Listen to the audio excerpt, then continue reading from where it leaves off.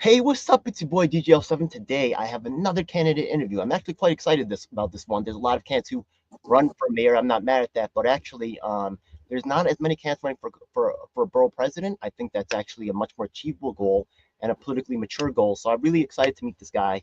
But we're gonna see what's up. So why don't you actually introduce yourself right quick to my audience? All right. Greetings, everyone. Peace and blessings. I'm Bashek Grimes, Honorable, and I'm running for Queensborough President. Okay, you're running as a Democrat, correct? Yes, I'm running a Democratic ticket.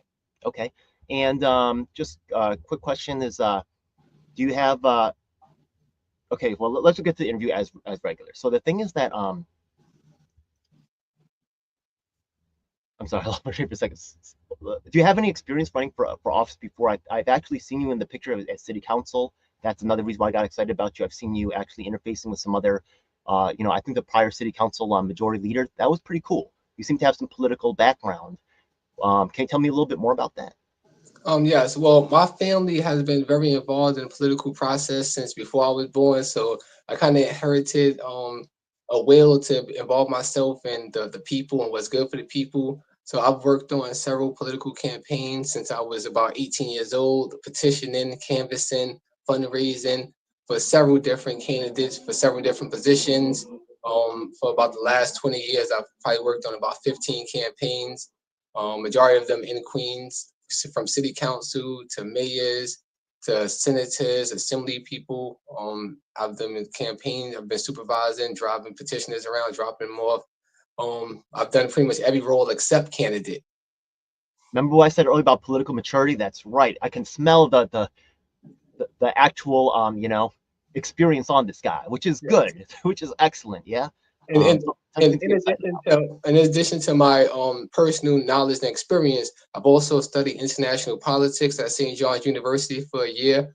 I have a bachelor's degree in law and society from John Jay College of Criminal Justice, and that whole major is based on how laws interact with society and how set the society interact with laws and how it's all used to come together to run a successful, cohesive community. Okay. So just quick question. This is off the regular questions, but the thing is that running for Queensborough president, you're going to have to get past the primary, things like that. Do you know if and are there any particular competitors that you have for the Queensborough president, or do you feel like you're pretty much going to get supported by your party? As far as my party goes, I'm not 100% reliant on being supported by my party. My main support comes from the people, the community. You can have all the support from the party, but if you don't have support from the actual voters, the actual community members, I think that kind of voids that out. So my main thing is actually touch the people, and I'm not too concerned about having the backing of the party as long as I have the backing of the voters that will vote me in the primaries. I like that a lot. Okay, cool. So the thing is that just to get to know yourself as a candidate, the first half of the interview will be asking you questions about yourself. The thing is that there's different people come to. Sometimes they have different ideologies. You know that AOC said that she's a socialist, right? We also know that there's other people. Sometimes like socialist versus capitalist is a type of dichotomy. Some people say they're conservative, right? That's kind of like a different thing than the economic type of like look of the capital and socialist thing, whatever. Do you have any particular political ideology that you would say that you follow or claim? No, not in particular. I think that there's a just with anything, there's a little bit of good and maybe a little bit of not so good in everything. So the way I've been taught and the way we teach is that you take the best parts for yourself of anything that you deal with. You take what's best and you utilize it, and the rest you don't. So I think that there's good to be seen in everyone and everything, and whatever doesn't apply, whatever is not healthy, you should leave it alone. I love that answer so much. Actually, I also take like I would say maybe like a mixed martial arts, philosophy towards, politics. You'll see that a lot of people who, when they first become, right, yeah, white belt, yellow belt, right, in Brazilian Jiu-Jitsu, they're telling you how Brazilian Jiu-Jitsu is the best style in the world and it's going to solve everything. But the more mature, martial artists who have fought people from different styles say, you know what? It isn't necessarily all about the style, sometimes about the person. So I think that's a more mature answer. I like that, once again, people that I just find that, right? Yeah. Once again, if you're a master of the style, you got to sell that style. It's okay, but I do find it to be my own. That's very cool. So I like that. I'm really looking forward to working with you. But we'll see. We're still getting to know you. So outside of ideology, sometimes people are influenced by certain political leaders or maybe like business leaders, things like that. Who is actually influential to your um, thought, like as terms of organizer or politics or whatever? Um, it's difficult for me to actually point to one person. I would A say that couple. It doesn't have to um, just. um, I would definitely say that my parents and my family has been my biggest source of inspiration. Seeing how they raised me and my siblings, and also interacting with other people in the neighborhood.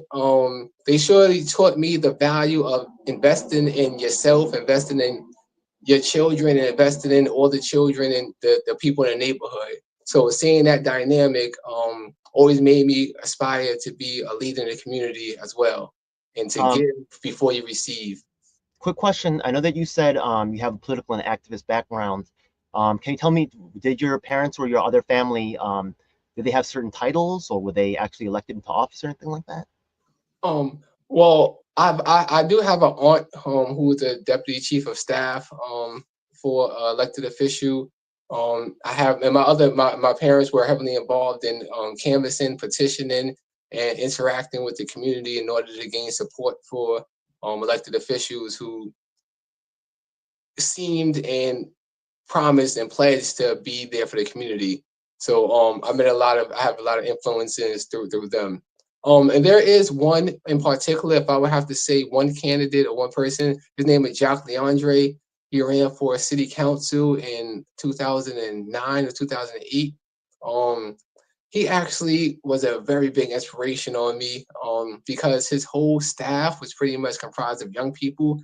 He hired just about as many young people in the neighborhood as he can. He empowered us to use our voices to help advocate for ourselves and for his cause. And through that process, I actually saw from start to finish pretty much how to run a campaign, and he did it all to help the community. None of it was based on his own personal gain or his own personal upliftment. I mean, of course, everyone wants to succeed, but I saw a genuine passion for the community, and I always aim to emulate that when I became a candidate myself. Okay.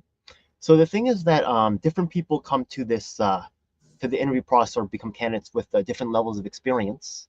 And one thing that really helps me to really understand or differentiate between the candidates is to ask them, what are they most proud of accomplishing? And sometimes people say my kids, something like that. I'm going to ask you to keep the, I mean, you can still make it relevant, but I'm going to ask you to try to keep the answer with in realms of maybe like leadership or something like that, right? That really we can see apply to the job that you're running for. So what are you most proud of accomplishing? I would say what I'm most proud of accomplishing is teaching and taking on leadership roles in schools. I was the leader of committee, and in that committee, we helped the schools establish their budget. We helped them make programs for the youth. We helped implement different teaching strategies, and that also led to leadership role in the community. There's certain communities that I go to that I've taught pretty much majority of the students in that community or their brothers and sisters, and just the way I can interact with the community members, the parents, the children. It brings me great joy to know that I imparted something in them that will go further. Okay. Is that committee like a county committee? Is that committee like a board of education committee? What The school leadership team. It's called the S School Leadership Team (SLT). Okay, cool. I'm gonna learn about that. That's also part of the part about this job, right? I get to learn a little about those kinds of things. All right, very cool. By the way, all right, so just getting to know who you are as a candidate, that's pretty cool. Now I'm gonna move on to maybe some questions about policy. I actually have a lot of different communities that I work with, and I always put my partners first. So I'm gonna ask you a series of questions. Now, the first community that I'm gonna talk about is the Fulton Chelsea. There's actually a public housing, building that's actually slated for demolition. And just so you know, there's, it's going to be quite expensive to actually tear down an entire building and rebuild it. and this is actually going to potentially displace people. Well, it's going to definitely, if they pare it down, people that are veterans, people that are actually elderly, people that are actually with disabilities. It's going to displace them, and they're a very vulnerable population. Would you actually stand for the community and actually stand against the demolition of Fulton Chelsea houses? And if you got to get more information, that's fine, but you can ask any questions about that now. But Yes, just to confirm, the Chelsea house is located in Manhattan, correct? that is correct. All right. On a personal level, yes, I do not support the demolition of Chelsea houses or any other housing unit. Partially because I grew up in night share housing myself. I have a lot of friends and family who still reside inside night share buildings. It's a beautiful community, wonderful, full of love, joy, and just like anywhere else, like I was saying, you always have the good elements. You maybe have the elements that may need some improvement. But overall, it's a wonderful community. They helped raise me to be the person I am today, and I would love for that opportunity to be given to other children as they grow up. They have the right to be able to grow up in housing that's affordable, safe, and a healthy place for them to grow up. So if the government is breaking down those type of houses, then they're not giving the opportunity for others to learn and grow as I have the opportunity.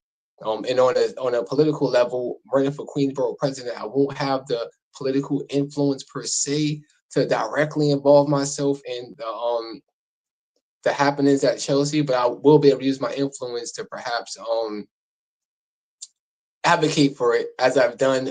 As you mentioned, you saw me at City Hall at subcommittee hearings, which I go to and I testify on different behalves. So not only me, but actually everyone watching, you yourself, everyone has the right to go to City Hall. You can go to the website, see what hearings are, and you can actually testify on your behalf. So yes, I would Hey, a definitely question: support have you this. ever heard of someone named Tamika Matt? No. Okay, that's okay, right? I think she's at Pominock Houses in Queens. There's also Ravenswood. Shout out to Ravenswood Houses. Shout out to Astoria Houses. I've done some work with people over there. So those are all Queens. Public housing. There's other ones I'm sure that we're going to talk about later. So very cool, man. We're gonna, you are sympathetic to their issues. So that's potentially large voting block. So we're going to see what's up. Another group that I'm going to talk about right now is the wrongfully incarcerated. And that actually is in Queens, which is actually quite interesting. Just so you know, there was a previous DA named John Ryan, and there was actually a known policy called China walling, which is also a racist term in itself, where actually, people that run for district attorney, they got to actually be, the top of the top, and they got to have these crazy conviction rates, which are unnatural. And, that leads to perverse incentives where they got to actually, they end up hiding information that would actually exculpate people that are having their issues. So one of them examples is going to be like Nolan Farrell. He actually has a letter from the Queens Conviction Integrity Unit, which is part of the DA's office, that says the evidence used against him was faulty, recommending exoneration.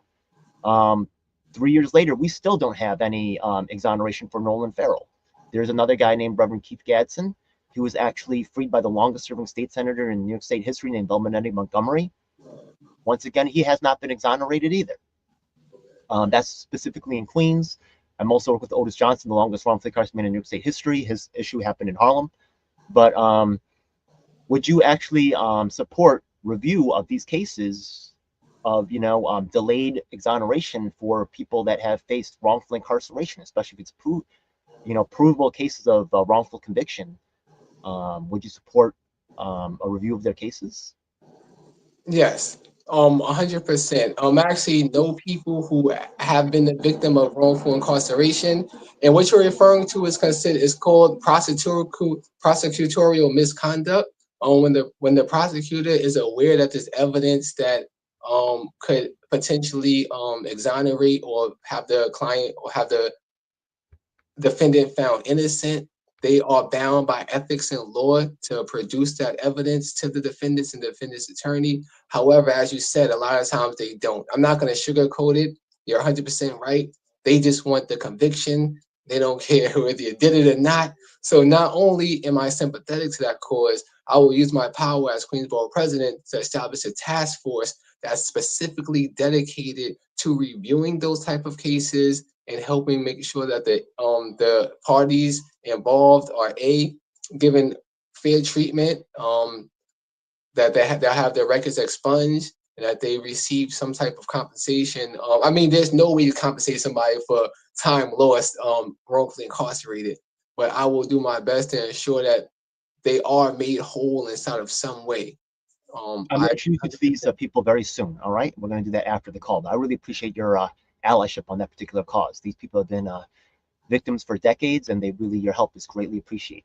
Thank you so much. Another people that I work with is people with disabilities. The thing is that disability is actually the second largest minority voting bloc in the nation. We know number one is actually going to be the Black community. Sometimes Black people don't vote, so disabilities might be the largest voting, bloc, but we'll see. They are competitive. I would say it's not that sometimes Black people don't vote. It's that there's a disenfranchised element in every community where people just aren't given access to information as to why voting is important, or B, they have voted and the person that they voted in did not live up to the promises, and they they don't want to deal with the process anymore. So Yeah. what I'm gonna do is when I touch the people, that they'll see something different. Yeah, sometimes people be knocked off the voter rolls and all kinds of other shenanigans, right, to prevent Black people from voting. This is also known, right? They also make huge lines. There's a lot of shenanigans going on, but definitely. Back to the disabilities issue. The thing is that from MOPED, right, Mayor's Office of Disabilities, right, and other groups, a lot of times what we see is they don't actually they don't have actually authentic representation. There'll be some expert, right, who's not actually disabled coming in and actually making moves for the community or saying this and saying that. I think one of the most flagrant examples right now that we're trying to address right now is actually the Helen Keller Institute. They have never had, I don't think, anybody who's actually deafblind actually running the organization, and that's kind of like saying that deafblind people are incapable of running an advocacy group on their own behalf. It's just as ridiculous as saying, we're going to have a reparations or criminal justice reform event and exclude Black people. It just is absurd to think about these things. Sorry, put my own little thing in that, but will you support authentic representation for people with disabilities?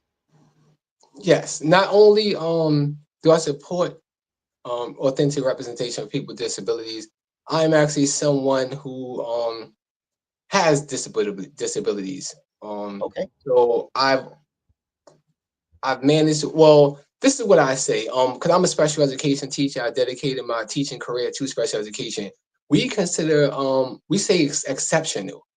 So instead of saying disabled, we use the term exceptional.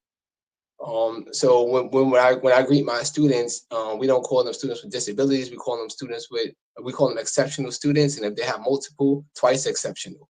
Because we don't want to label when you say disabled, it kind of, not you per se, but when the term disabled is used, it's kind of to say that you're not able to do something. So so I'm somebody who has been diagnosed and has some disabilities of my own that I'm able to utilize as strengths as well. So yes, especially in mobility, there was times where I spent a year trying to relearn how to walk after a serious accident, and I wasn't able to get a handicap sticker after I had knee surgery, and I was on crutches. And I had a vehicle. I used to go try to pick up my son. The doctor wouldn't even give me the doctor wouldn't even give me a temporary handicap parking pass. So on crutches, fresh out of surgery, I would have to walk so far just because, like you said, there's not much authentic representation for people with disabilities. So that would be on the forefront of one of the things that I would push. So we have people diagnosed with mental disabilities and physical disabilities. I would ensure that both parties are represented fairly. And I would actually, one of my main goals is to hire some staff members who identify with disabilities and to have them on task force as well, so that they can have so that we can have some authentic representation. Cool. We're going to get that message out to our disabilities, advocates and our allies. Awesome. Really appreciate that. Another group that I work with is actually someone named Corey Edens. There's actually other people in our, in our coalition, but we're actually, her and myself are also victims of academic administrators at Hunter College, and we're actually trying to get support for a public meeting with myself and Corey Edens with the CUNY Chancellor and the Hunter College President. Would you actually support a public meeting between myself and Corey Edens, the Chancellor and the President, to address some of the issues? Yes. Not only that, I would say yes. I would definitely utilize my influence to try to have a sit down where everyone has the chance to have their voices heard. I actually watched one of your videos earlier about that, and I called the CUNY Chancellor's office, but I didn't get a response. I wanted to speak with them to see what the process is to get a meeting. I looked it up on their site, so I'm hoping that I can find an open forum and we can make sure we get everybody together where we can have a respectful, open dialogue amongst each other. We're actually trying to plan something for February 2nd. So actually, after the call, we're actually going to tell you about that and see if we can work together on that. But I'm very excited to have you on board, especially because of your education. And there's also disabilities issues that we're addressing as well. They actually end up shutting down a disabilities resource room using a referendum after I left Hunter College. That was really disgusting. So I'm very excited to work with you on several issues, and this is definitely one of them. So, and also just to include, I'm a graduate of CUNY, John Jay College Criminal Justice, CUNY. Actually, this past November, I spoke at an open house to hundreds of prospective students. I have a very good relationship with the president and the different staff at John Jay College, so I'm going to see who I can speak with to see if we can maybe get some cross collaboration as well. I was invited to come back as an alumni and speak to literally hundreds of prospective students. I was the only alumni, and there was about 10 heads of different departments. And so yes, I would definitely use my influence in the CUNY system in order to right some wrongs. well, we're going to definitely be talking more. This is very exciting. Yeah. Very, very excited to work with you. All right, let's talk about the next. Just want to shout out the actually probably, I believe, the most prolific reporter in New York City history, Christopher Leon Johnson. He's actually someone who's covered some of my events, and I appreciate that. Christopher Leon Johnson, I asked him what issues that he thought he would like to bring up. And the thing is that we know about e-bikes. We know that there's some e-bikes catching on fire. We know that there's some people like e-bikes that are running into people. Sometimes e-bikes be used in the crime spree, things like that. And there's some concern about, this is really Chris's issue, so I don't really know about it so much, but he talked about, he said it wants to ask the candidates about regulations on e-bikes. Some people have said licensing, right, like the cars and stuff for safety, things like that, maybe. Who knows, right? But what's your ideas regarding e-bike regulations? As far as e-bike regulation goes, I know that there's some legislation already on the books for that as well. But I think that the best thing probably to do would be to have a community forum. We allow community members to give their input, and then we can take that data to see what's the best steps next. Because one, we don't want to overregulate because then we can hamper. Let's just say somebody can't get a vehicle, they can't get a car, if they need to move around. Now, if we put too much legislation, now they can't get an e-bike. So and I know people use e-books for their livelihoods, doing different deliveries and things of that nature. So I would definitely want to make sure that we do a thorough investigation. We do the knowledge to the cipher, and we see what's going on within that realm. So that's definitely what we're gonna do. So as long as we know what's going on within that realm, that cipher, we'll check it out and then come to the best conclusion. Yeah, that's a good answer. Yeah. Okay. Let's move on to the next one. Now, another group that I work with is actually the Asian American community, obviously. And the thing is that in Brooklyn, Chinatown, there's the largest, mobilization of Asian Americans in New York City history, which is not being reported by the press. And right now, the Brooklyn, Chinatown, they're actually fighting against the building of a homeless shelter in their community. I was homeless at the age of 16. I've been homeless several times. They're actually trying to evict me now and maybe actually living on the streets really soon, which is actually, that's its own issue. So I'm very, sympathetic to that community. I actually do a lot of work with that community. But just so you know, and by the way, I'm also applying for NYCHA, but, single men have a difficult time getting into NYCHA, getting into shelters anyway, right? People always, there's a single men's shelter, let's get rid of it, right? Like it's a little bit heartbreaking for myself, but it is what it is. But the thing is that, just so you know, I think in Manhattan, Chinatown, they built 8 shelters in Manhattan, Chinatown. The thing is that a lot of times they, progressives and stuff, which I'm sympathetic to the words they say, but they want someone else to pay for it, someone else to accept the, the difficulties and being homeless myself, you know, the people that are living in the shelter, they're going to come outside of the shelter and then no one around them speaks English. It's not a good situation for them either, right? And we know that Brooklyn Chinatown actually is a little bit of a poorer community, right? That's why you always find the cheapest food there, things like that. So would you, and there's also, if I don't know if you how much you've been around homeless, but being around, you know, in public housing, maybe it's, are you aware of the city FEPS program and things like that? You got friends that are possibly taking advantage of those things? Did you say the city FEPS program? Yeah, Yes, I'm very familiar with the city FEPS program. awesome. Um, Yeah, so it may be also important to mention that I also worked as a New York State real estate agent for about 8 years. I was licensed, so I'm pretty okay, familiar with a lot of the housing procedures and a lot of these different programs. From I've had clients with that as well. There's actually a point where I had to apply for FEPS myself. And as you said, being a single man, you face a lot of discrimination. People think you don't need help. So I yeah, face food insecurity and housing insecurity myself. So I can relate to just about any issue any of my constituents may be dealing with. I really appreciate that, man. So would you actually, you know, I know it's kind of like a little bit of a having the same thing. I know it's not like the easiest thing to support, but at least the community input. Just so you know, that was actually the first Asian American district in New York City history, and it flipped from Democrat to Republican in this cycle, which is actually, you know, because of this issue of the politicians not really want to listen to the Asian American community, trying to pick and choose our voices for us. And you know, I'm not really saying that I'm 100% Democrat or Republican, but you know, once again, we're gonna just go to the groups that are actually going to list, you know, address some of our issues. Would you support the you know, what's your position on the Brooklyn Chinatown? They're trying to build a homeless shelter in the community, right next to a school, by the way. Um, right, which I think is also, having been around that community, there are some, not saying that there's some bias there, but a lot of people end up in there with, you know, I lived with people that were coming out of prison, people that are migrants all my life, right? Because that's really who kind of undesirables get lumped together. And I'm not sure it's like the best thing for to be next. That's my opinion. But would you support the Brooklyn Chinatown community as in terms of resisting the building of a homeless shelter in their community, Um, or at least community input or something? Yeah, like in terms of addressing where it's located in the community. um, and you're asking as a member of the community or under my platform as Queensborough president.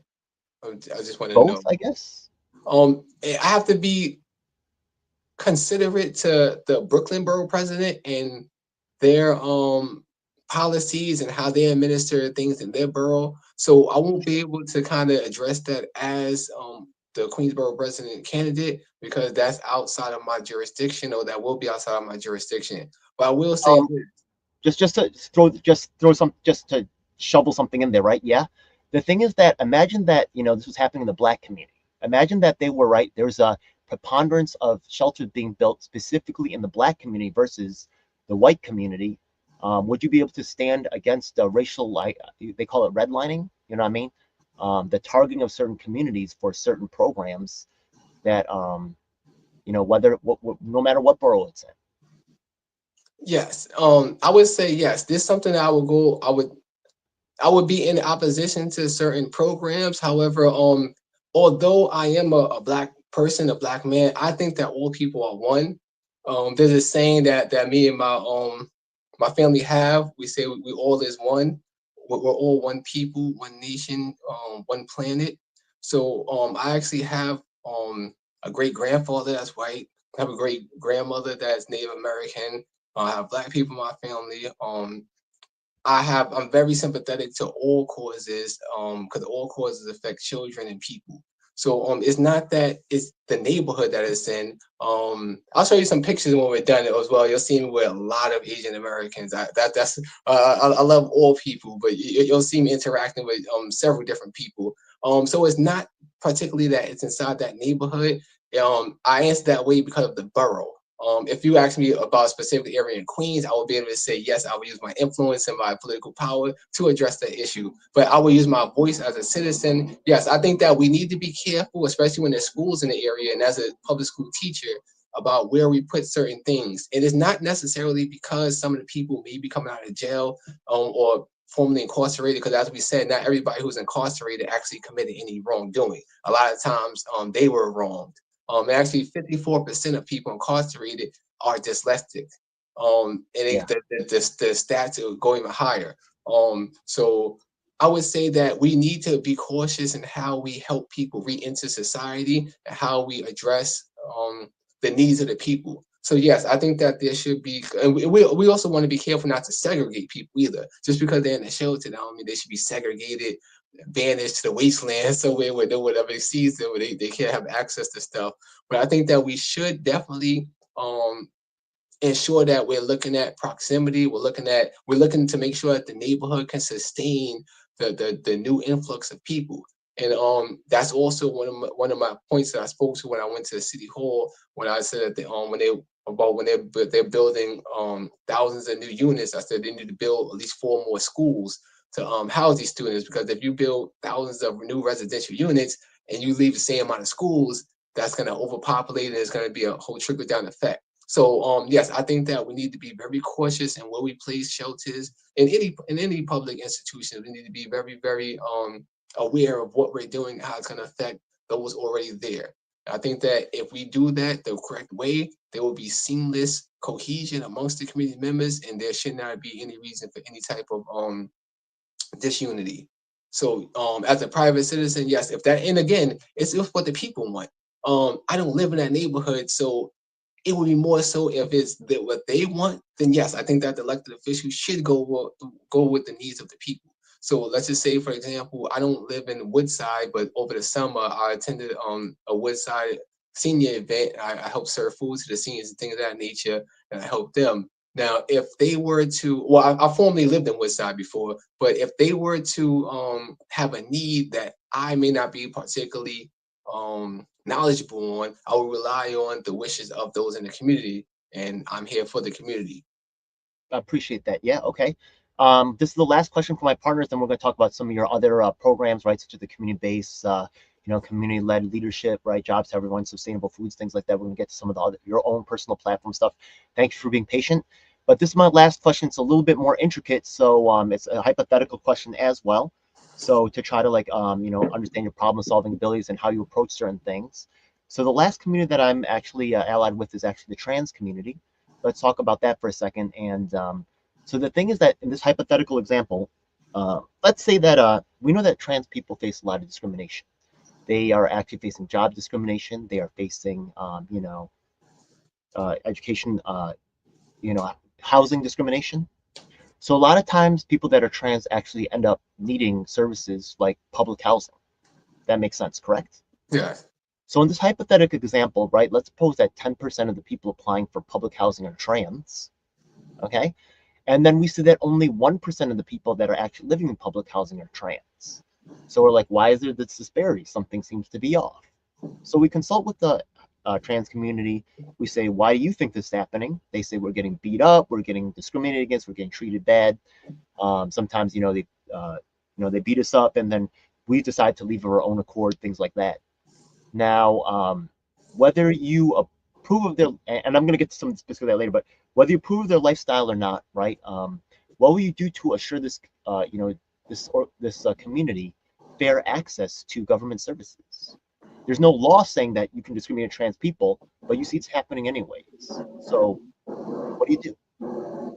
Um, as I think, as we kind of discussed earlier, we everyone's well aware that there are populations that are discriminated against just because of how they look, or what they think.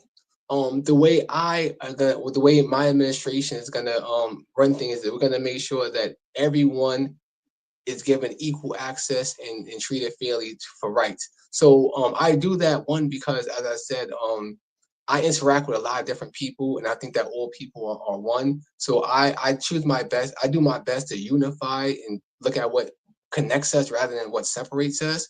So if you're So human, quick yes, question, yeah. So the thing is that here's why it's hypothetical, right? Remember I said before about 10% of the people, right, versus 1%.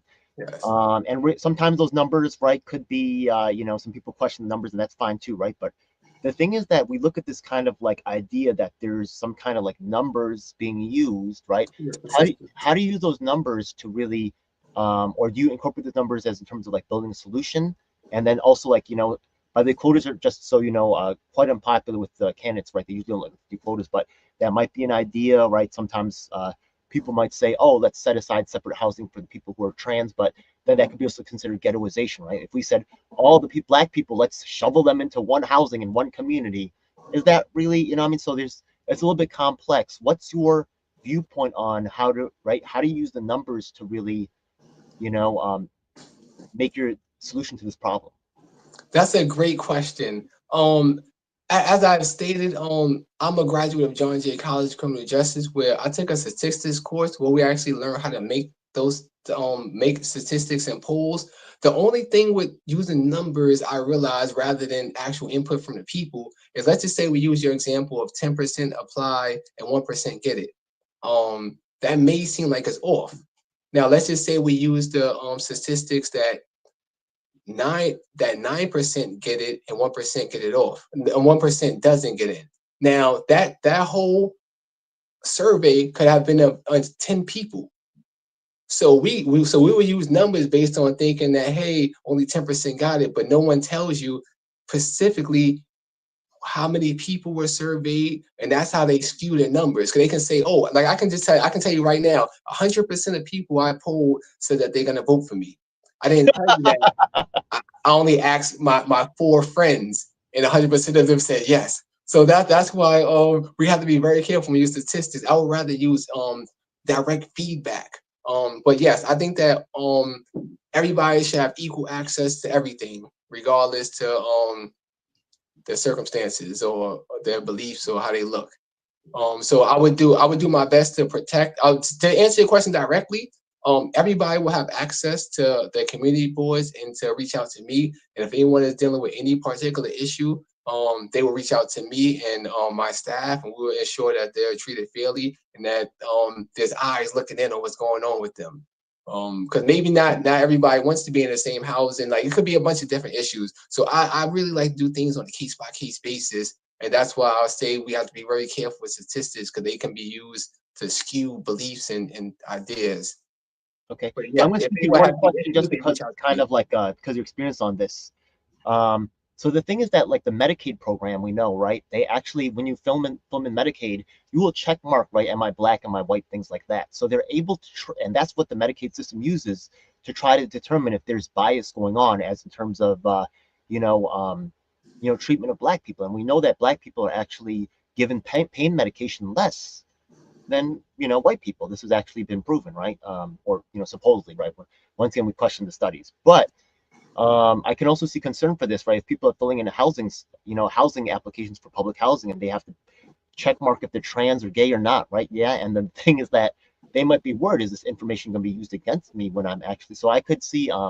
What do you think about? But once again, if you're not really collecting that information, will you be able to see that it's a problem? How do you feel, right? So how do you really? There's like kind of like a weird line, right? Do we actually collect the information, not collect the information? How do you feel about, right, that particular since you have like some statistical background, how do you feel about that? Because I can see problems both ways. I think that's definitely a great question. I think that those boxes, they say it's optional. I know, for example, before in colleges, it was used to, I guess, determine affirmative action and things of that nature. But now that affirmative action has been ended, maybe there's no need for those boxes anymore. Maybe those boxes are helping to separate people as a whole.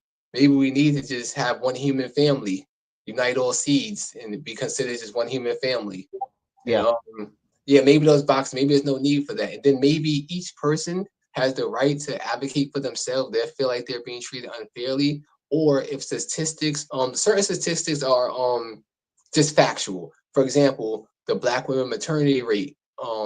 You can just say like XYZ, a certain number of Black women died giving birth, or the children died giving birth, and a certain number of people who may look different did not.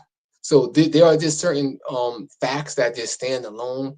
But I think that if we start to gear ourselves more to one human family, to one seed, to one form of person on earth, that we can slowly begin to start to unhinge some of this stuff. Because remember, we're doing what we're doing now. We're trying to reversing hundreds, if not thousands, of years of social acceptance, things that were just accepted socially.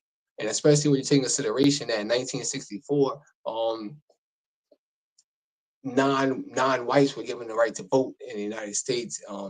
We're not that far off from that time period. So we're working off the achievements of our predecessors. So I think that those boxes it's time for those boxes to go. And I will push for legislation to maybe stop separating us by those boxes, especially if you don't identify as any of them, you just identify as a person. Big shout out to my co-host, by the way, Lisa, aka Permaculture Mom, in the chat right there. She's from I Los know Angeles. I have actually allies all around the nation. And just so you know, she had a quick question for you, saying, what would you do to expand public housing? Yes. All right. This is what I would do to expand public housing. There's a lot of land not being used. Um, I think that a lot of that land should be utilized for not just when we say public housing, we don't just have well, when I refer to public housing, I'm not just referring to houses that are made of bricks and are tall buildings. Public housing can actually be homes with upstairs and downstairs. It could be they can have yards, they can have things of that nature, pools and different amenities. So what I want to do is use a lot of the unused land. I would like to see those developed into what would be considered public housing as well, so that we can serve different community members from the community. So there's a lot of undeveloped land that I think that the city should purchase with their budget, and I would be pushing for a lot of that land use to be used immediately. Actually, within my first 100 days in office, that's the first thing I plan on addressing. Well, that's one of the first things I plan on addressing is the housing stability for all. So I will build a lot of new public housing, but it won't. Some of it may not be the traditional way. But I also think that public housing should be able to be deeded over. I think that the residents should have ownership in public housing, just like in condos and co-ops. And I think that we've seen ownership in public housing. We may see an increase in the way it's treated. If someone owns something, they have more of a vested interest. You might see a different level of care given if they know that not only are they going to live there, but they can deed this to their family, and their family is going to live there for generations as well, just like in co-ops and condos. That's the only thing that separates the projects from co-ops and condos is the ownership. I really appreciate that. I agree with them that 100%. Yeah, they want to pee in the elevator. They're going to pee in their own home. I don't right. They pee in their own stuff. I don't think they're going to do that, right? So, I really that's that's very cool. So, all right. So now that the allies are out of the way, thank you so much for participating. And great to see you, Lisa. By the way, let's talk about right quick about your own right. You have specialties in education. We're going to talk about some other plans for zero crime initiative, things like that. But let's start off with your real expertise, right? Education. What are your plans for educational reform, things like that? As far as education reform, I think that we need a complete overhaul of a lot of the curriculum that's being used and utilized in the school. I know this from a personal perspective from being a New York City public school graduate. I graduated from New York City. Well, I attended New York City Title I public schools growing up. And a lot of my real education came from family and my community. I had teachers that did the best they could, but teachers are still under certain guidelines and they have to go by certain structures. So as a teacher, I will often have conversations with the principals that I work with and different staff members where I was able to utilize my special education master's degree in order to do what we call a differentiated instruction.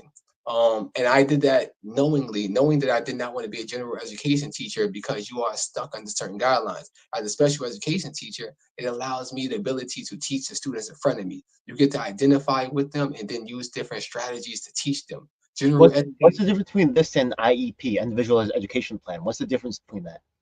between general education and IEP. Between your plan and the already existing individualized educational plans? Um, my plan would be that every student would get an individualized education plan. Okay. Every student is an individual. I don't think it should just be for students labeled with disabilities because every student has different unique needs. So I think every student has the right to be addressed as an individual and have their particular needs met, not just a curriculum that's based for the city and they have to get that curriculum. So Okay. that's one of the main things that I would address. And I think Just teachers should yeah. have more power and say so in their classrooms rather than administration. Because teachers are the one actually teaching. They see from the front lines. So I would definitely use my influence and my abilities to try to get some new policies where teachers have more say so in how their classrooms are run. I'm gonna squeeze another question in there. Now we know that there's something called the SHSAT, and I think that Queens may be the only borough not to have a magnet school. I mean, maybe you support magnet schools, and maybe you're not for them, right? But how do you feel about gifted and talented programs? And is Queens the only borough without a magnet school? Maybe I don't know, but what are your positions on that? I know it's a topic of interest. I haven't usually asked that of candidates, but what do you think about that? I think um I think magnet schools are another form of separation. Um, there's District 75 schools for students with severe and moderate disabilities as well. I think that's another different category. But I think magnet schools, I think that that's a easy way for students to be pushed out of their classrooms and into an environment where they're deemed that they may be more successful. I think that we need to keep the students together and we just need to find ways to teach them. There's no such thing as a bad student, but there is something such thing as an ineffective teacher. Okay, I understand that. That's pretty cool. Just going to shout out someone else who actually, Blade Thaddy Walker. I have not really worked with this person before, but thanks for watching. Um, the Staff Sergeant for the U.S. Army, thank you for your service. Mr. Grimes, what are the two qualities that make you the best candidate for this position? Okay, you can answer that if you want. Go ahead. I would say one quality is that I'm actually a community member. I grew up partially in Brooklyn, and I attended um, junior high school in Far Rockaway, high school in Far Rockaway, and I've lived in Woodside, Queens, Jackson Heights, Queens, Laurelton, Queens, Far Rockaway, Queens. I think that my unique ability to interact with the general public, like for example, I'm wearing a suit and tie right now. I could easily throw on a hoodie, sweatpants, and sneakers and walk through any projects anywhere. So I think it's my adaptability. I think that because not excuse me, not just the projects or public housing.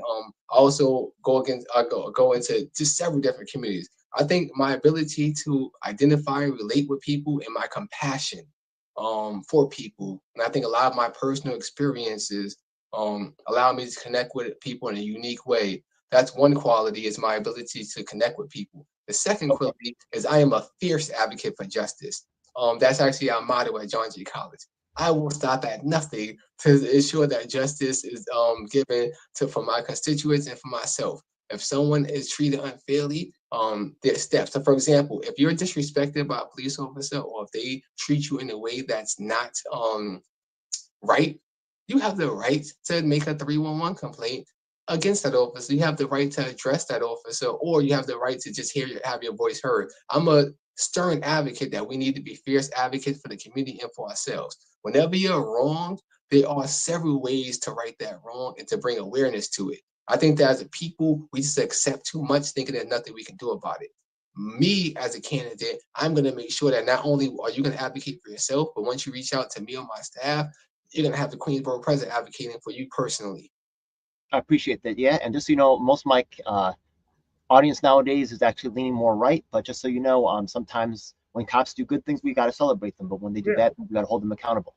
And the thing is that, I know it might seem concerning, right, raising issues, but we look at like Edward Caban getting arrested for, or being having issues with police accountability, and that's part of the whole package. So once again, when they're doing good things, we celebrate them. But some of my work has also included working with Serpico, right, as in terms of trying to address accountability in the police department. So right? We got to address just because it might not be popular doesn't mean it's not something that needs to be that can't be addressed. So for my audience out there that leans a little bit more right, just so you know, we're not against police in general, but just against police abuses, right? And that And just wants to be fair, right? yes, and that was just one example. I've actually had to make complaints to schools and to escalate it to the school superintendent. So it's not just police officers. I meant that anybody in a position of power also has a responsibility. So yeah, let me revise that. It's not just police officers. It's just anybody who is given a position of power over the general public. They also have a responsibility to adhere to those questions. I mean, they also have the responsibility to be fair and just. So justice is one's reward or penalty for one's action. So everyone is held accountable to be served justice and have justice served on their behalf. So everyone's accountable to be rewarded for their good deeds and punished for their bad deeds, so to speak. Now the punishment and the reward should be equal to to whatever is going on. Cool. All right. One of the other questions that one of the things that we talked about before the program opened was we talked about community led, and I really love that so much. What is this community led initiative that you were talking about? What is that? Okay, so I have a unique perspective on how to go about things.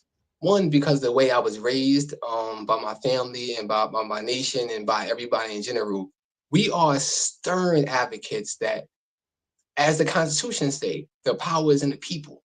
So the community-led neighborhoods is when your child goes to school, they should see you working in the school. They should see their aunts, their uncles, their brothers and sisters working in schools. When they go to the grocery store, they should see their neighbors working in the grocery store.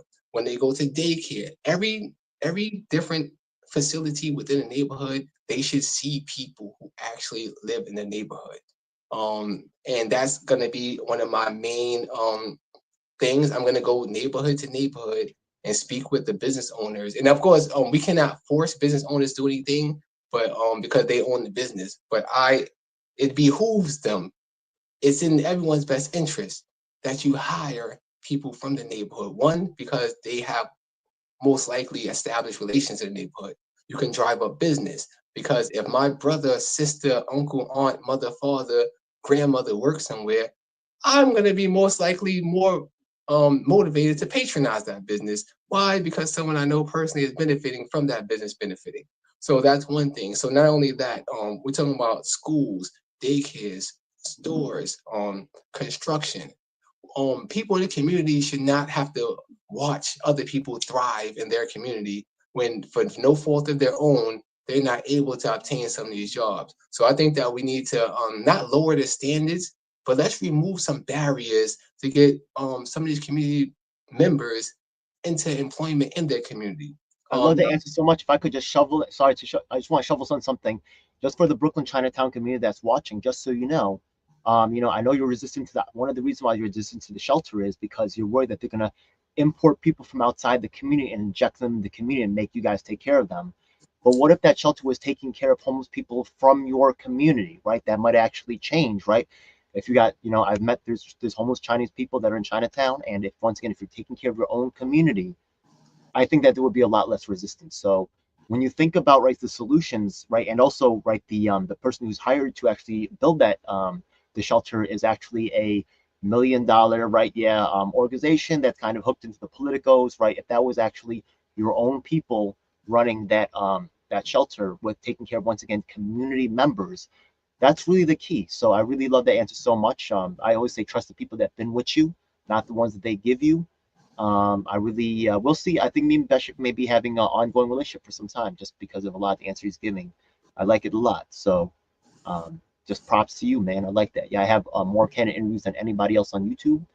I have over all around the nation. So I really, the community led thing is, I think that's really part of my whole mission, just so you know, right? The alpha is for the little people, right? Once again, the community, we run to these saviors that they give us, right? The experts that they send us. No, the community led, that's what DJL Study is all about. So I really I personally love that. Yeah, sorry to inject that in. Yeah, another thing that you had mentioned was right, not right, by the way, it's impossible for any two people to agree on all positions or priorities. So don't think that, right? Yeah, this is a blanket endorsement, but I do think that there's a lot to like about this guy and more to examine. So once again, props to you. So one of the other things that you talked about was jobs for everyone. What is that? What is that all about? Go ahead. There are a lot of needs in our community that's not being met, and I think that, for example, on the topic of gangs, organizations, nations, however they identify themselves, um, I think everyone strives to do the best they can to make a living for themselves.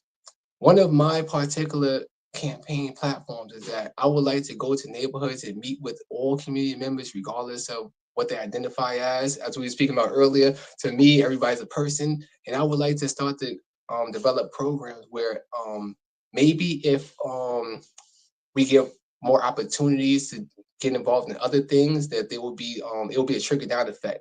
So if someone doesn't have to resort to, let's just say, selling drugs, they can sell baked goods legally. They can sell clothing legally. I think that just logically, there's jobs for everyone. There's so many different needs that's not being met. Construction, we need to have more bids, business improvement districts, where we have community members cleaning their own neighborhoods and things of that nature. And also community farms.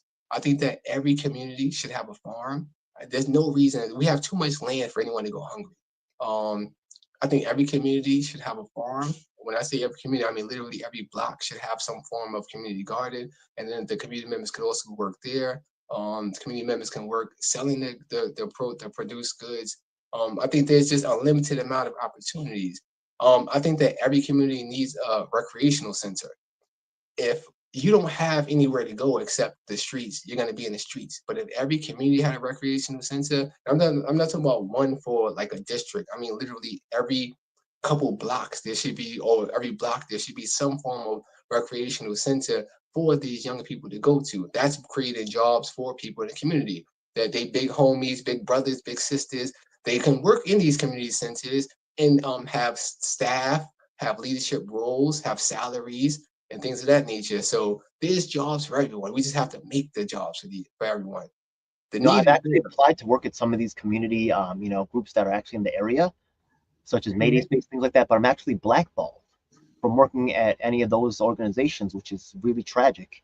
Um, so, like, sometimes those things are kind of creative, but they end up becoming places where people can kind of shovel in their cronies versus actual, like, concerned community members.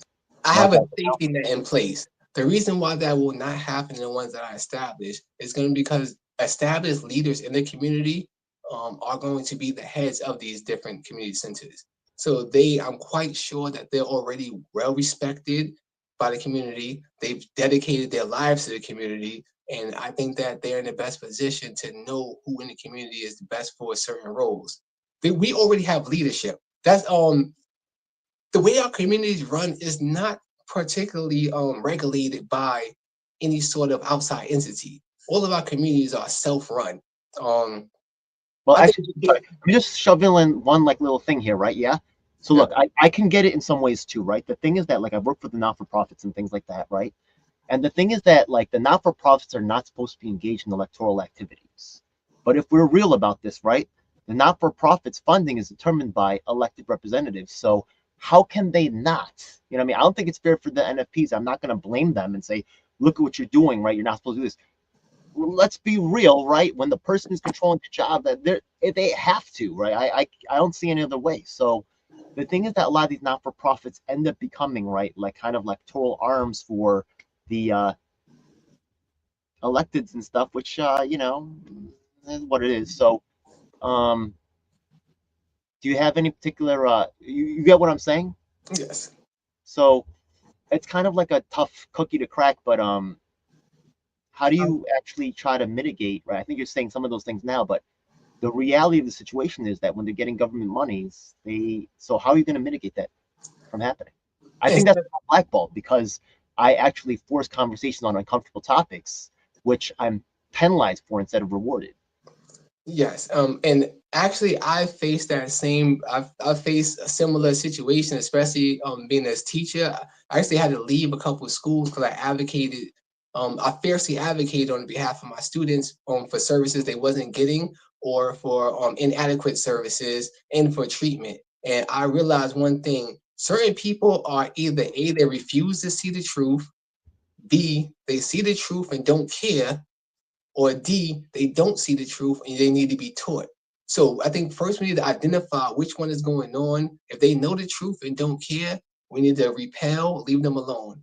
If they see the truth and don't know what to do next, they need to be taught how to proceed. So to mitigate that, to answer your question directly, instead of not-for-profits, we need to have LLCs where the community members have ownership, or corporations where there can be shares given to community members. So this way, they're not relying on, they run their own organizations where it's not reliant upon the not-for-profit status. Now, the funding should be guaranteed regardless to what the elected official pretty much may feel. Unless they live in that neighborhood, they don't have 100% knowledge of what goes on there. So I think that we're all the neighborhood's already being run by the community. We just need to give them more resources to do it. All right, so I'm actually quite excited to have you on the program for a lot of reasons. I try to keep these interviews for about an hour, right? So that people can actually get through the whole thing.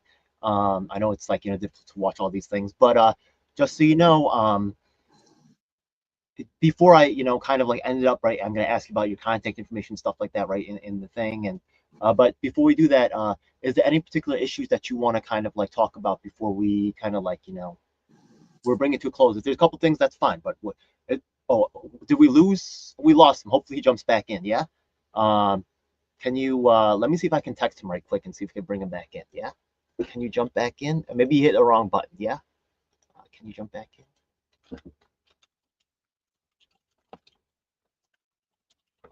Okay, give me a second, folks. Yeah, he may have. Let's see if we're going to try to bring him back in. Okay. So I was going to try to get some. The last question I would also ask him, like, what is his if he has a website, if he has like other things like that he wants to. You could put it in the chat, right? If you know if he has a website for his to talk about his campaign. And then I just texted him asking to jump back in. All right. Let me see if I can actually send him the. Sorry about this, folks. I know we're dropping viewers like crazy probably at this point, but thanks again for people that are watching. I'm gonna shoot him the link right now one more time. See if I can get him back in. Oh my goodness. All right, folks. I think that's just about it. I will actually share his Facebook page on the screen right now if I can. Give me a second. What happened, Bunny? Oh my goodness, we lost you. Yeah. Okay, I'm gonna share his Facebook page at the very. Oh, he's back. Okay, thank goodness. Okay. Oh, I lost you for a second. Yeah, maybe you hit a wrong button or something. Yeah, I tried to use the chat, but it didn't work out. I tried to put my information in. Maybe perhaps you could put my number in my Once the video is published, right, I'll send you the link right after. You can actually put that in the comment. I'll pin it, right? But last question. Before we close out, is there any other particular policies or any particular thing that you want to really get across to the? Yes, I want to get across also that transportation is a big issue. I think that we need to utilize our land better for transportation. I take a page from the books from the 1800s where they used to build canal systems in order to increase transportation. I think a lot of our truck traffic and a lot of the cargo, we can build some canals to get it and use water. Water, the earth is approximately covered on water by 3/4. So we need to start using some of the water that for transportation, especially in goods. And I think that'll clear up some of the congestion and roads. So I have plans for everything: land use, water use, and people. And people are our greatest resource. What about congestion pricing? Since that's kind of like an issue coming up. I'm against congestion pricing. I think that in order to raise fares, we need to raise service, and I don't see service actually increasing. And I think there's a way around congestion pricing that we just utilize our land better. Okay, so right quick, I'm actually see if I think I brought that up on my bring this up on the screen in a second. Shout out to Wilson Zhang, one of my allies on the Brooklyn Chinatown. Represent the screen right here. I'll share screen, and I'm going to share your Facebook page right here. But do you have maybe a website, things like that? Is there any way that is any like for your campaign, anything that you want to really? How can people find out about your campaign? Social media, share that all now. Go ahead. My Facebook, Bashek Grimes. That's the best way to reach me at the moment. Again, as we talked about certain issues, I've been trying to open up my campaign committee bank account since August. I face extreme racism and extreme discrimination going into banks. At looking like myself, saying I would open a campaign committee. I've been accused of being a scammer. I just now was able to open up a account last week. So I haven't even been able to raise funds. So my competitors have tens of thousands of dollars, but me, I've been turned away from several banks just because they just didn't believe me. It took me going into a bank in Harlem for someone who looked like me to open up the account for me, and that just happened last weekend. So I'm behind tens of thousands based on bankers and bank managers denying me service because of how I look, and they just didn't believe that I was a candidate. You So want to shout out the bank just to give them a I want to give them a chance to right their wrongs, so I'm not gonna no, I mean want to shout out the bank that actually gave you the oh account. Citibank on 125th Street. And Shout out to Citibank, shout out to Little Adam Bank Clayton and Powell. Community. Go ahead. Citibank on 100, Mr. Derek Brown on Citibank on 125th Street, right on Adam Clayton Powell Boulevard. There's also a school there called Law Youth Center in Mecca, where there's a very community-based organized nation where if you have any children, you can always send them right up the block to get any type of help they need. Support community organizations that's helping other people like that, right? Yeah. You put your money in a big bank like Chase or something that I think they have like $2,000 minimum. Like, what is this crap, right? Stop supporting the commercial crap. Yeah. Really appreciate that. Support actually local banks. Well, yeah, I would say my Facebook, but once I am, because I have to be very cautious in my how I use funds. So once I do get, I missed the first payout because I wasn't able to raise funds. So willfully, I'll catch the second one. But in between now, my Facebook is the best way to reach me. And my email is on there as well. Very cool. Yeah. And now that people have your information, what do they have to look forward to? Do you have actually maybe some event coming up? Maybe do you have a fundraiser? Maybe what do they? You have any plans coming up in the immediate future? Yes. I plan on visiting every single NYCHA development in Queens. There's about 21 to 22. I'm literally going to visit every single one. I'm visiting every single community board, all 14. So beginning of January, me and my campaign staff, we're going to be visiting every community on board, every NYCHA house residents, communities. We're going to meet with business leaders and yeah, everything will be posted on my Facebook and I have Tamika Mapp a is podcast. actually a district leader in Queens, and she's also a tennis associate president. I'm gonna put you on with some of my other connections there too. So, very cool. Very And I cool. want to take time to thank Tour. Go ahead. DJ L7. I like to take time to thank you for being a fierce advocate for the community and never backing down and going with what you believe in your heart and what you know to be true. I think we need more people to do the same. All right, cool, folks. This is the last chance to I put Supreme Tactical up. Yes, Supreme Tactical gives you a shout out right there. You have some fans right here and that's watching right now. Thank you. Thanks for watching. I'm gonna actually end the stream, but this is your last chance to comment if you guys have anything you want to put in the chat. But and peace to my father too. He made a comment under the name Bashek Brandon, one of my biggest influences. He taught me how to He taught me how to be a leader in the community and how to stand strong and firm. Okay, I'm gonna end the stream now, and I'm gonna actually have a quick talk with Bashek off the record just to tell him about some things that I got planned. But thanks again for watching. God bless. Planet Earth. God bless. Okay, so I'm just gonna hit end stream now. I just hit